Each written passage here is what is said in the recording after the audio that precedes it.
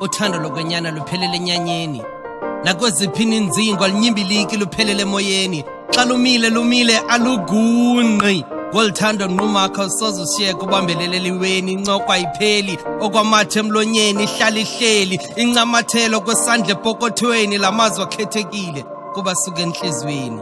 Ukubala uthando olu ndixeleleni, ukuba liphupha eli ndivuseni, ukuba siyonyaniswa ndinqandeni, ndingagqithisi isitixo enzeni okanye eseleni elizoyithimba inhliziyo yam lishiye emeveni. Kunzima xa uthando lungakuthandi, seluzinikele lukutyekeza, uzixolise ngelithi ezinye inqanawa nokuba zinophuphumala zizithembiso zakudibana nenzingo ziyadilika. Umthande engakuthandi udhlohle uzibhaqe uyinhlekisa. Akuthande ungamthandi kufuneka achithwe lo manzi kuba inkuku ibalekile. Umthande akuthande kodwa umbone lo mzi wezithandani uyadilika kuba wakhiwe phezu komhlaba ongenaseko. Mhlawumbe uthando lokwenyani siyakulwa edadeni ngentonga ezophukileyo. Ubetheke elithandweni. Thando nguwe ndibeke apha, ndicela uze unganikhanyeli. Ndiyamthanda, ndumthande ndibetha, engomba, endenza igubu. Itsho kamnandi ingqongqo xa ibethwe egameni lothando. Ndumthande ndoneka, endenza idini, igumbi ligcwele ligazi.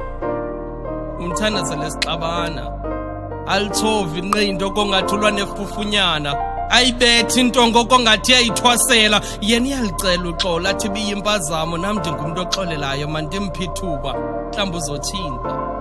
Ndumthanda sele ndigulela ukufa, sendibola icala, sendityumpa-ntyumpeka zizifo andisulele zona, kodwa mna ndiyamthanda. Kungcono eyam imivumba nezam izigxala ziyabonakala. Ndiyamthanda. Abasimonelayo bafuna sohlukane, nabafuna sohlukane bayasimonela, kuba lethu uthando alikho ngaphezu kwesiseko samali. Xa sehla inyembezi liyaqina lwethu uthando. Oko ndiyamthanda. Eyam imivumbi iyabonakala, bangapha bazifihlayo ezabo izigxala.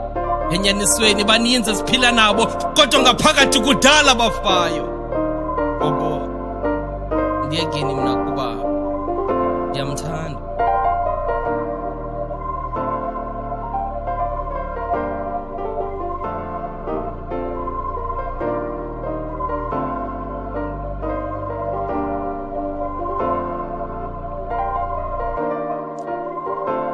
It's been a while since I spoke to you. I feel like we're living in hell. I get the feeling I'm getting spooked.